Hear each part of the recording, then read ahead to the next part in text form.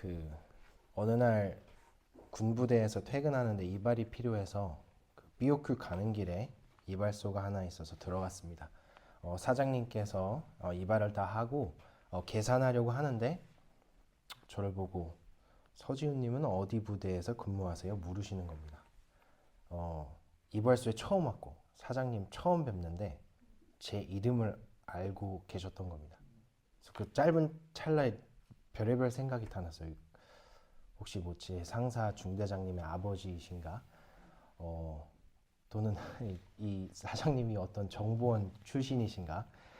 정말 막 별의별 생각이 다 났습니다. 그래서 제가 너무 놀라서 당황해하는 저를 보시고 사장님께서 웃으시면서 전투복을 가리키면서 명찰. 네.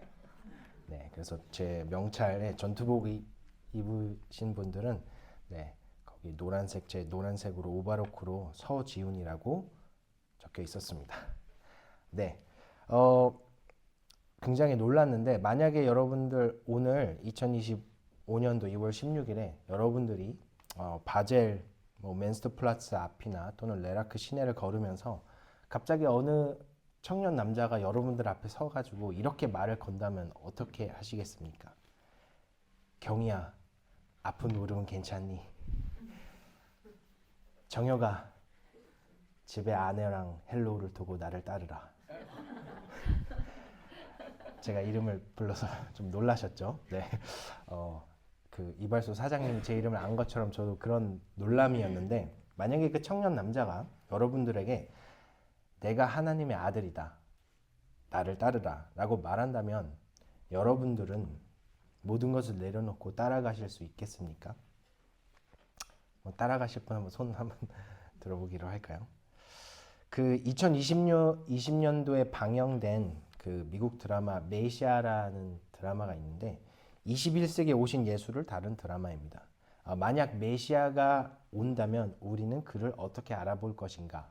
그리고 2000년 전이 아닌 현재 예수님과 같은 사람이 나타난다면 어떤 일이 벌어질까에 대한 질문을 드라마로 아주 잘 풀어냈습니다. 드라마에서 이 메시아라는 인물이 성경의 예수님처럼 여러 기적을 행합니다. 어떤 남자애가 총을 맞았는데 그 총알을 빼서 살리기도 하고요. 또한 물 위로 걷는 기적을 행합니다. 이렇게 하면 이 메시아를 본 사람들이라면 또는 뉴스나 SNS로 접한 사람들이 그를 믿을까라는 기대를 하지만 실제로는 어떨 것 같으세요? 네, 안 믿었어요. 네. 여러분들도 그런 기적을 여러분들이 눈앞에서 보신다면 믿으실 수 있겠습니까? 한 가지 흥미로운 점은 이 메시아 주인공을 모든 사람들이 만나고 싶어 합니다. 진짜 하나님의 아들인지 확인을 하고 싶어 하는 거지요. 그래서 뭐 전쟁에서 엄마를 잃은 청소년, 또 신앙을 잃어버린 교회 목사, 병에 걸린 딸을 가진 엄마, 이 사람이 테러리스트라고 의심하는 CIA 정보원, 심지어 미국 대통령까지 이 메시아 인물을 다 이제 만나는데 만날 때마다 두 가지 공통적인 경험들을 합니다. 첫 번째는 딱 만나는데 이 메시아라는 인물이 이 사람들의 이름하고 그 사람들이 감춰놓았던 과거의 아픔이나 상처를 다 그 첫 대면에서 말을 하는 겁니다. 근데 그 주인공들이 다 놀라요. 그런데 놀랍게도 대부분이 그걸 믿지 않고 더 의심이 더 강력해지고 오히려 거기서 그 예수 인물을 믿는 자가 누구냐? 그 목사의 딸이 있거든요. 청소년 딸인데 오히려 그 딸이 이 사람 진짜구나. 진짜 메시아구나라고 믿습니다. 오히려 어른이 될수록 많이 알수록 오히려 더 안 믿어요.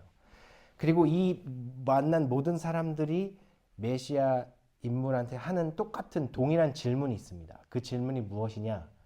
당신은 누구입니까? 영어로 Who are you? 진짜 알고 싶은 거예요. 당신 진짜 누구냐? 오늘 본문 말씀 요한복음의 저자인 요한은 두 가지 질문을 답하려고 이 책을 썼습니다. 그 첫 번째 질문은 예수는 누구신가? 그리고 두 번째 질문은 이 예수가 이 땅에 오셔서 성취하려는 것이 무엇인가? 그래서 요한복음은 예수의 삶을 입체적으로 기록해 독자들에게 이 질문을 답해주고 있습니다. 예를 들어 1장에서만 예수님에 대한 다양한 정체성을 가진 이름이 7가지가 나오고, 또한 요한복음의 40%가 예수님의 일생 마지막 일주일을 다루고 있습니다. 그러니까 첫 번째 질문, 예수님은 누구신가와 이 땅에 무엇을 하시려고 하는지를 나타나고 있는 거죠. 그래서 오늘 제 설교를 통해 이 2가지 질문에 답하기 위해 3가지 키워드를 살펴보려고 합니다. 첫 번째 키워드가 일상, 두 번째는 나사렛, 세 번째가 사다리입니다. 예수는 누구일까요? 오늘 본문에서 그 첫 번째가 일상으로 찾아오시는 예수님입니다. 일상, 참 단순한 단어이고 평범한 단어입니다. Daily life, everyday life, 날마다 반복되는 생활.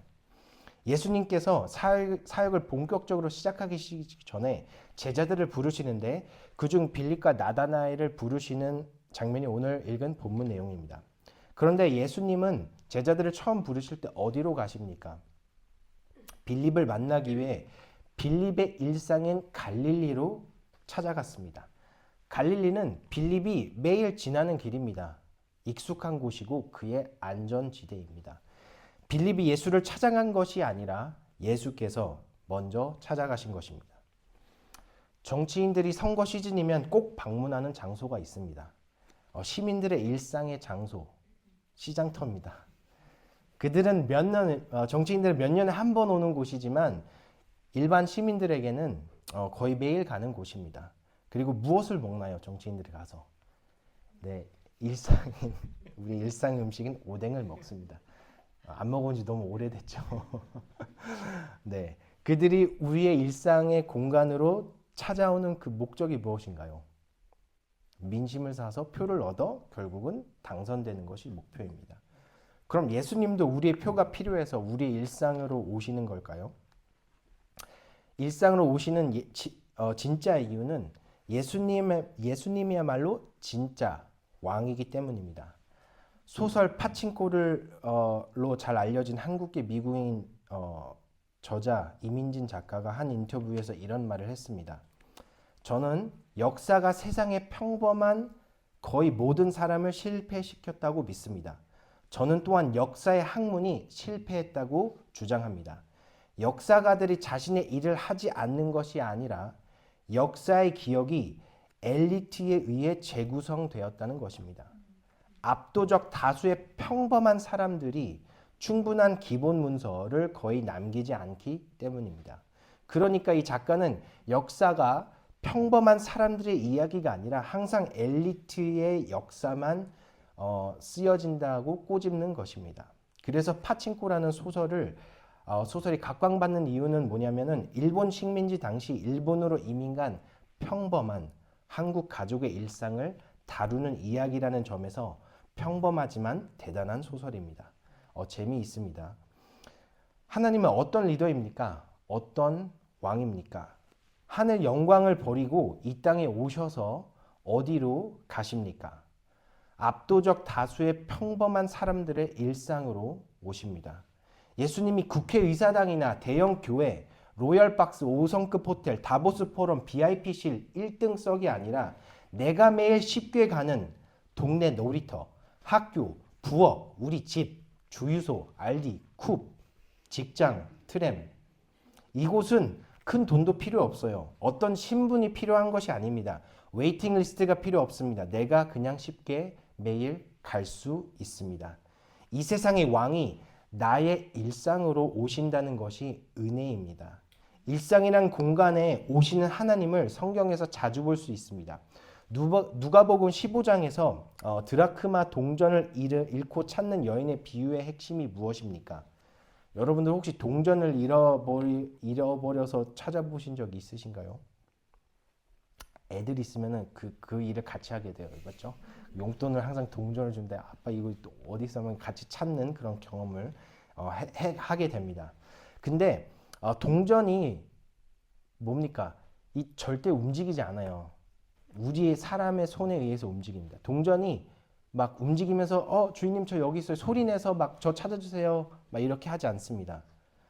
동전을 찾게 될 수 있는 이유는 오직 주인이 등불을 켜고 부지런히 찾는 이유밖에 없습니다.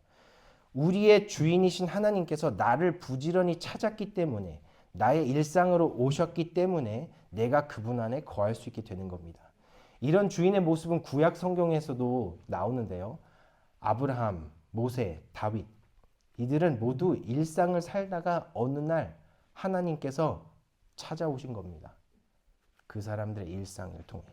신약에서는 예수님은 사마리아 여인을 만나기 위해 그의 일상의 공간인 우물가에서, 그리고 그의 일상인 시간, 그러니까 다른 사람이 나오지 않는 시간 6시쯤에 그 여인을 만나 주십니다.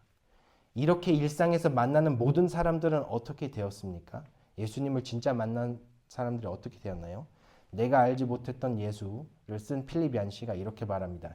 예수를 만난 사람은 누구도 똑같은 사람으로 남지 않습니다. No one who meets Jesus ever stays the same. 그러니까 뭐예요? 인생이 바뀐다는 것이죠. 오늘 말씀처럼 빌립과 나다나엘의 일상인 갈릴리에서 예수님은 그들의 인생을 어떻게 바꾸십니까? 나를 따르라.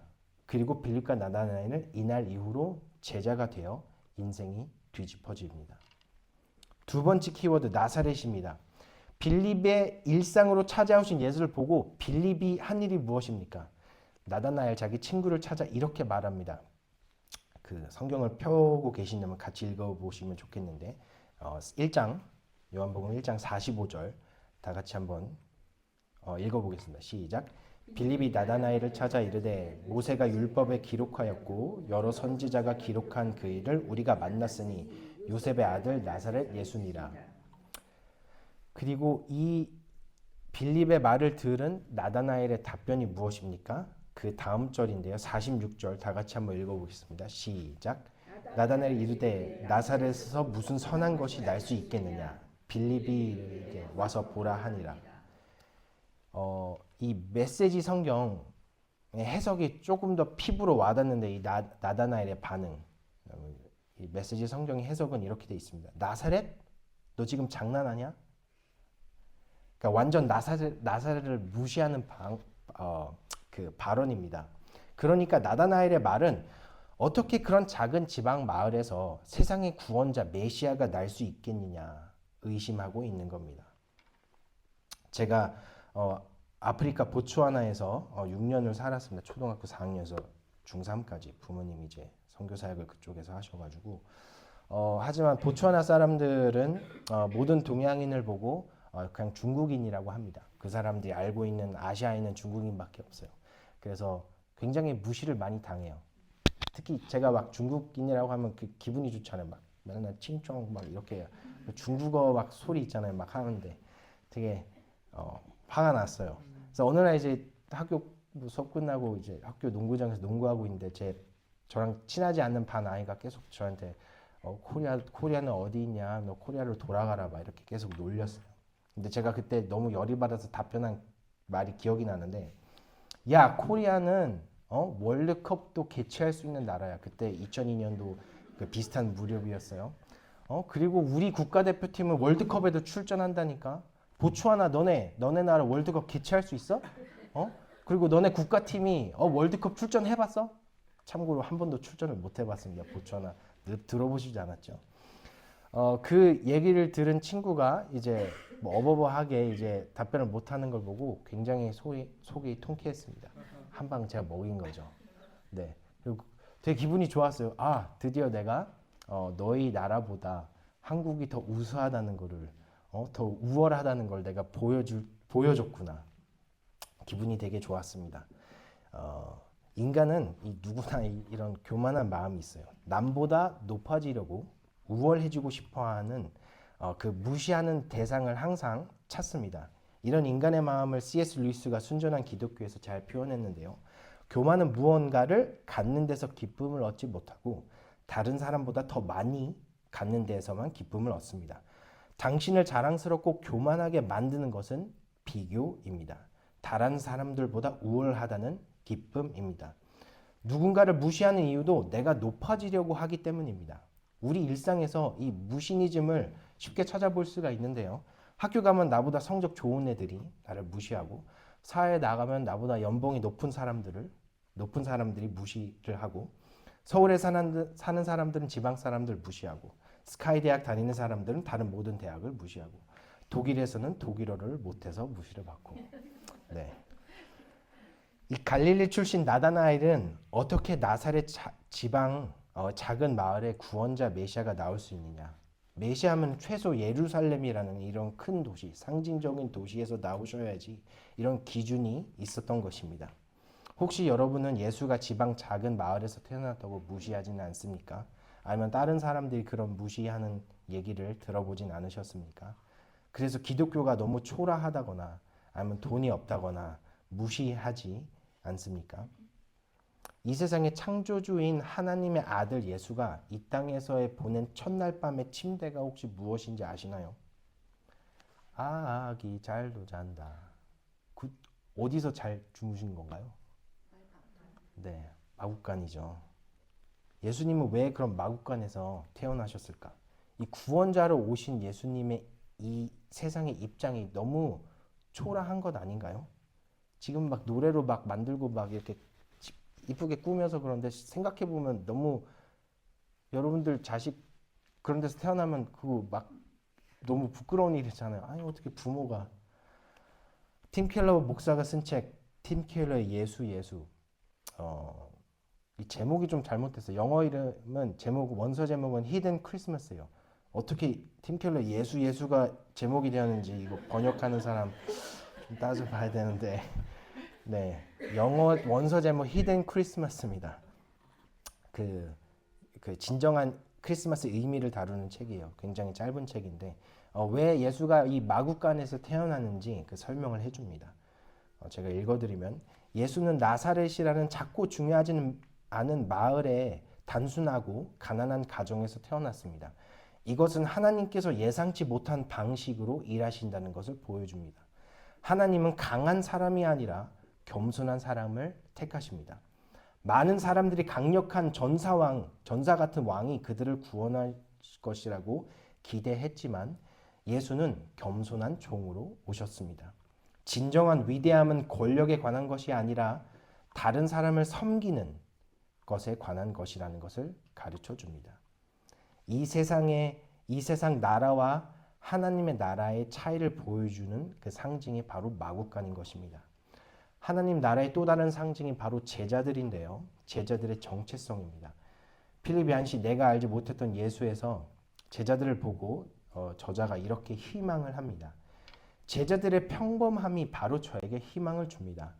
예수는 타고난 재능이나 완벽성, 위대함에 대한 잠재력을 기준으로 제자를 선택하지 않으십니다.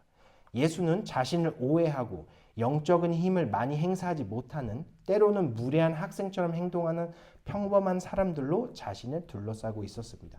특히 세 명의 제자, 형제 야고보와 요한 베드로는 예수가 가장 강력한 질책을 받은 사람들이었지만 이 중 두 명은 초기 기독교인들의 가장 두드러진 지도자가 되었습니다. 그래서 이렇게 의심 많고 교만해서 지방을 무시하는 나다나엘은 어떻게 예수님을 만나고 변했나요? 49절인데요. 1장 49절 다 같이 읽어보겠습니다. 시작. 나다나엘이 대답하여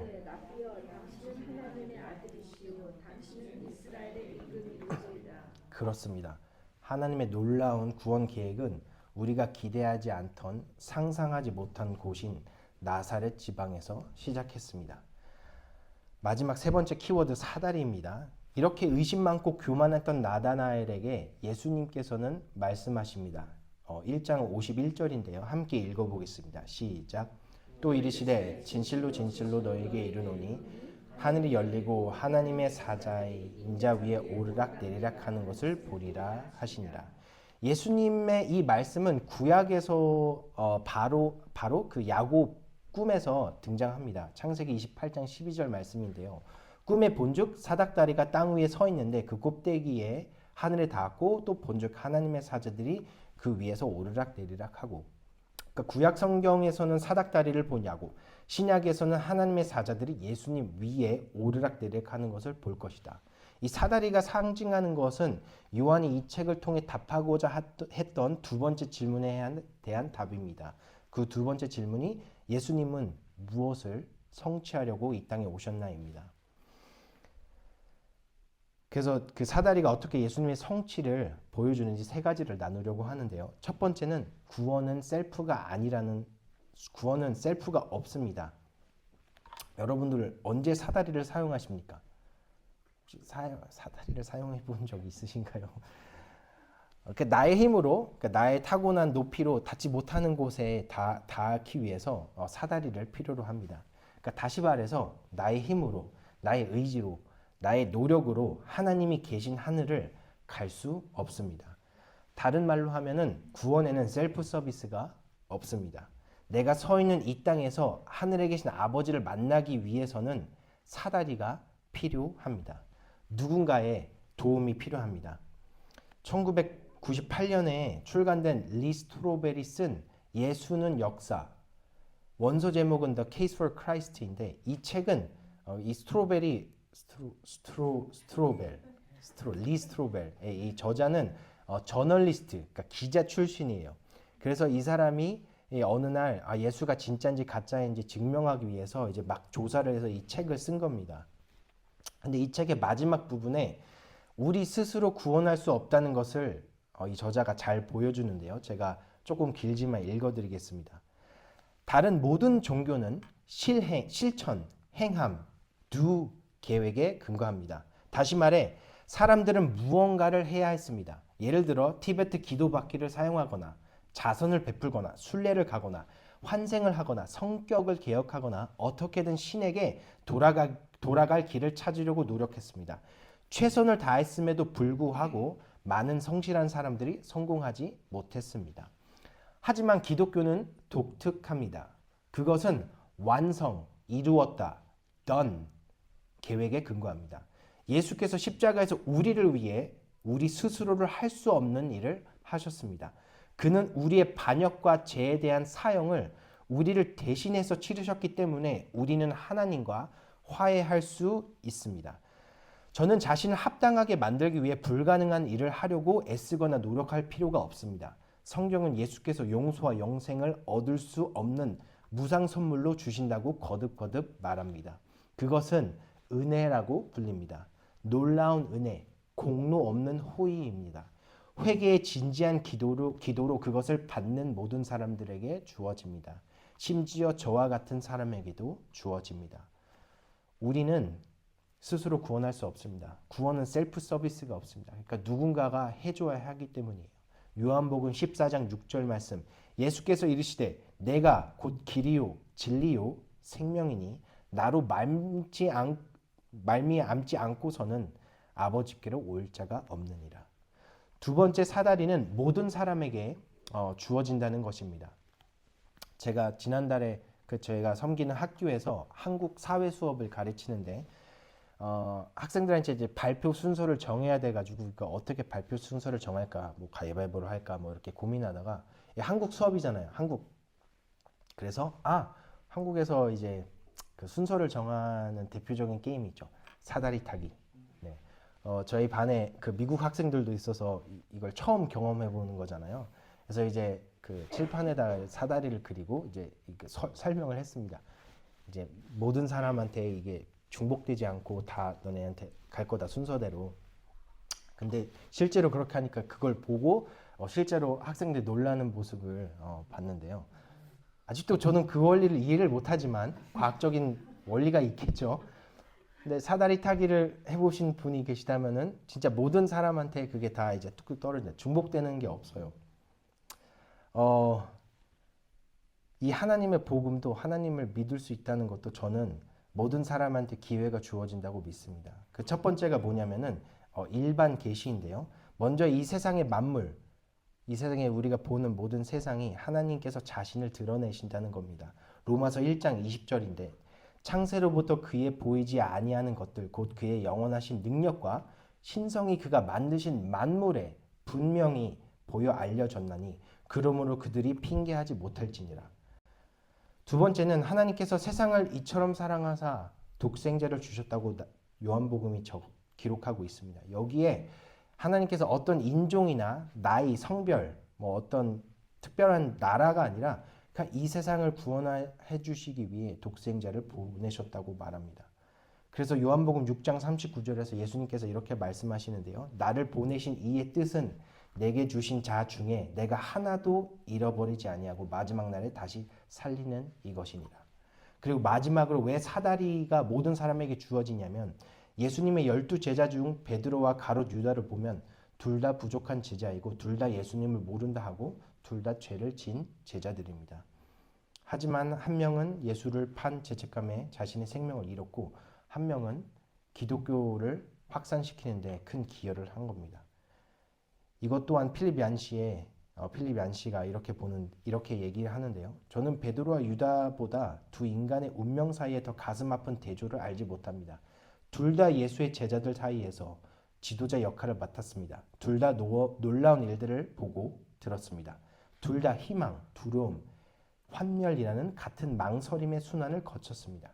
위험이 커지면서 둘 다 스승을 부인했습니다. 거기서 유사점이 끊어집니다.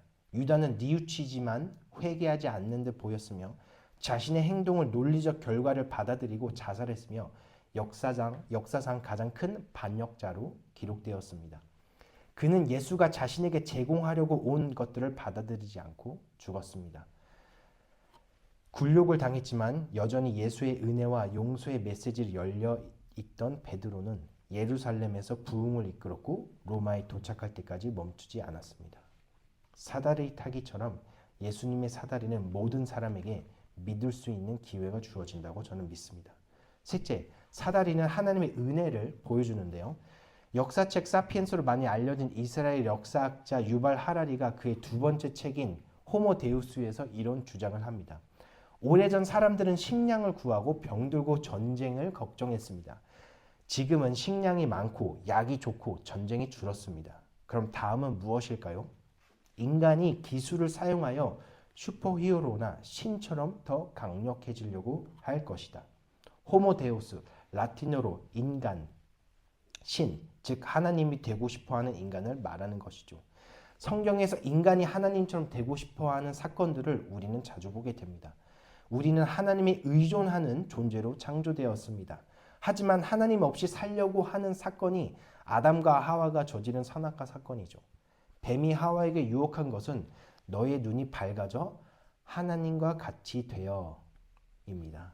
하나님이 되고 싶었던 아담과 하와는 열매를 따먹습니다.